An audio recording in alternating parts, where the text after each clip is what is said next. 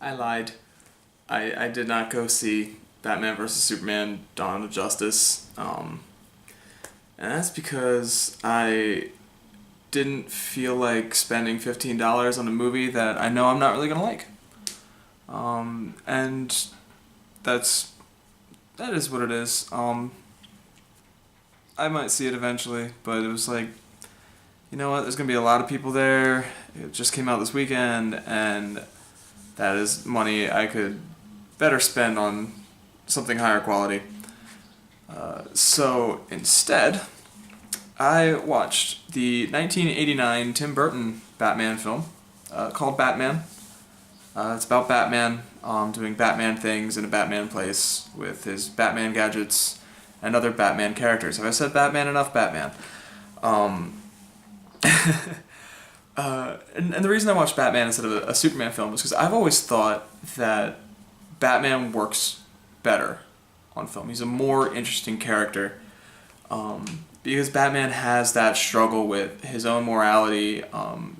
He's trying to balance the revenge for his parents with the justice, and he's also balancing his life as a billionaire playboy and a nighttime vigilante and stuff. There's a lot of conflict, an internal conflict with Batman that you don't get with Superman. With Superman, he's to use the cliche, he's a Boy Scout. He's this all-American, like, justice for all type, like, just God on Earth. And the only time Superman is interesting is when he's not Superman. The only time he's interesting is when he loses his powers, or some of the comic runs where it's like, what if the Russians won the Cold War and Superman was Russian, like stuff like that. That's when he's interesting, but they don't really do that in the films.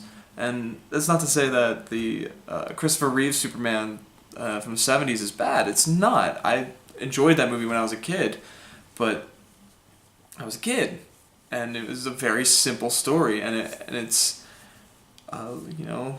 just it's good to grow up with, but it's not entertaining and exciting to watch as an adult.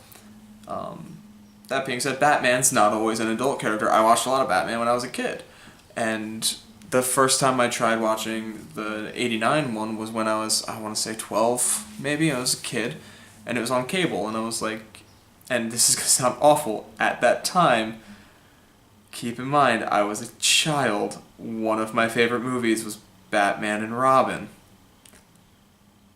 Just gonna let that sit for a moment. One of my favorite movies growing up was Batman and Robin. So, Batman was on cable, the '89 Tim Burton one, and I was, 10, 11, 12, somewhere in that range. It's like, I'm gonna watch this because it's the one that started it, and I'm an adult now at 11 years old, and I'm gonna enjoy this, and I was bored because there weren't colorful characters and slapstick jokes and Arnold Schwarzenegger making ice puns, which is what I loved when I was a kid. So I remember having it on the TV and jumping around on the couch or the bed. I don't remember what room I was in, but jumping around pretending to be Batman and having more fun doing that than watching this movie. And Batman has been sitting on my Netflix queue for like 2 years now, and I haven't clicked play on it until today. And the hype with this movie, and it's well regarded, and it's good. I'm not gonna say it's not good. I enjoy the movie. I do. But all the talk about it is like it's this one that started like the gritty superheroes, and Batman was that corny Adam West Batman until Tim Burton made him dark and real, and it's really good and stuff. And then watching it, it's like, he didn't make it dark and real. He used a lot of the color black, but he didn't make it dark. That's not a bad thing. It's just it's not like The Dark Knight was dark and gritty, and it looks like they're going even deeper into the dark and gritty hole with Batman v Superman that just came out this weekend. But Tim Burton's Batman wasn't dark and gritty. Bruce Wayne was charming. He wasn't brooding. He was absolutely charming, and he was totally open to just letting Vicky Vale know about what he does. Like, he was not like the dark Batman, and he wasn't the like oh, I can't kill you, my morality, I can't. He kills people. He shoots missiles at the Joker and throws him off a building at one point.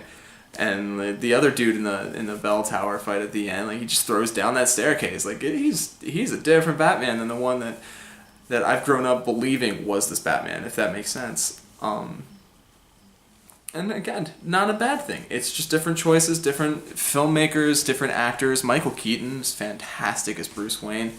I thought he was absolutely charming, and Christian Bale is the one that we're more used to now.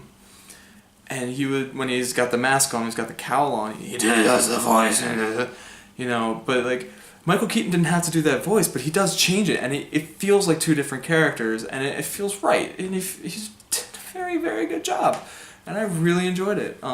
Jack Nicholson as the Joker, also great. He wasn't as frightening as Heath Ledger, but he wasn't as much of a cartoon character as Cesar Romero. He was close, he was very animated, but he wasn't all the way over.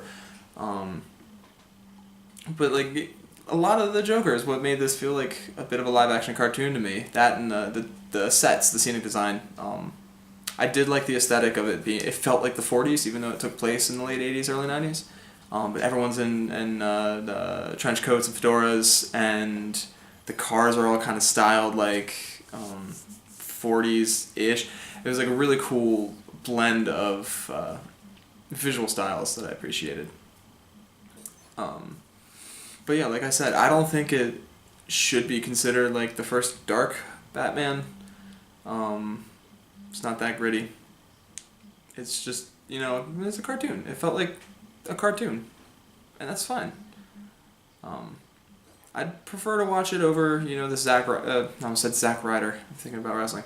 Over the Zack Snyder, like, DC universe. I much prefer this.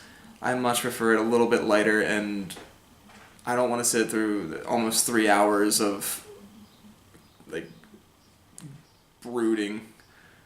We've been there. We did that 10 years ago when Batman Begins came out, and then The Dark Knight. Like, we've gone through the 3 hours of brooding. Let's mix it up again.